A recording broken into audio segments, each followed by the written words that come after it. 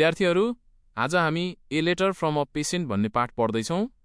यो पाठ धेरै महत्त्वपूर्ण छ किनभने यसले हामीलाई अस्पतालको भित्री अवस्था र बिरामीको अनुभव कस्तो हुन्छ भन्ने कुरा सिकाउँछ। यो कथा एउटा आमाको हो। उनको सानो बच्चा जो केवल 9 हप्ताको छ अचानक बिरामी हुन्छ। बच्चालाई धेरै ज्वरो आउँछ।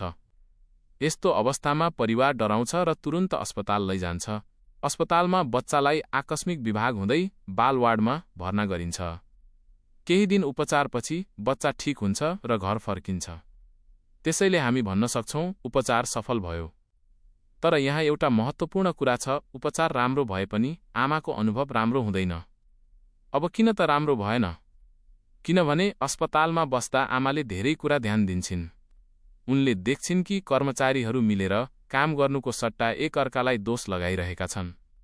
नर्सहरू भन्छन् डाक्टरले सही काम गरेनन्। डाक्टरहरू भन्छन् नर्सहरूले राम्रो हेरचाह गरेनन्। आकस्मिक विभागका कर्मचारी भन्छन् बाल वार्डका कर्मचारी ढिलो गर्छन्। अब सोच्नुहोस्, यस्तो कुरा बिरामी बच्चाको अगाडि भइरहेको छ। आमा त पहिले नै डराएकी हुन्छन्, त्यसमाथि यस्तो नकारात्मक कुरा सुन्दा झन तनाव हुन्छ। अर्को कुरा, नर्सहरूले बारम्बार भन्छन् आज हामी धेरै व्यस्त छौँ। यो कुरा उनीहरू आफ्नो दबाब देखाउन भन्छन् होला, तर आमाले यसलाई अर्कै तरिकाले बुझ्छिन्। उनलाई लाग्छ मेरो बच्चा उनीहरूको प्राथमिकता होइन। बिरामी परिवारलाई यस्तो शब्दले धेरै नराम्रो महसुस हुन्छ किनभने उनीहरूलाई आफ्नो बच्चा सबैभन्दा महत्त्वपूर्ण हुन्छ। त्यसपछि कुराकानीको समस्या आउँछ। डाक्टरहरूले बारम्बार एउटै प्रश्न सोध्छन्, बच्चा समयभन्दा अगाडि जन्मिएको थियो कि थिएन? जन्म सामान्य तरिकाले भएको थियो कि थिएन? तर यी सबै कुरा पहिले नै बिरामीको विवरणमा हुनुपर्ने हो। बारम्बार सोद्धा व्यवस्था राम्रो छैन भन्ने देखिन्छ र बिरामीलाई पनि असहज लाग्छ। अर्को सानो तर महत्त्वपूर्ण कुरा हुन्छ। अस्पतालका कर्मचारीले बच्चालाई कहिले छोरा भनेर बोलाउँछन् जबकि बच्चा छोरी हो। यो सानो गल्ती जस्तो देखिए पनि आमाको लागि धेरै ठूलो कुरा हो, किनभने यसले देखाउँछ कि कर्मचारीले ध्यान दिएको छैन।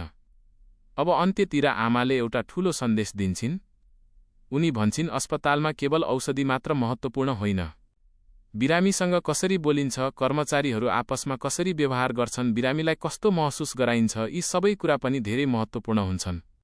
उनी भन्छिन् कि बिरामीको अगाडि कर्मचारीहरूले एकअर्कालाई दोष लगाउनु हुँदैन, किनभने बिरामी पहिले नै कमजोर र डराएको हुन्छ।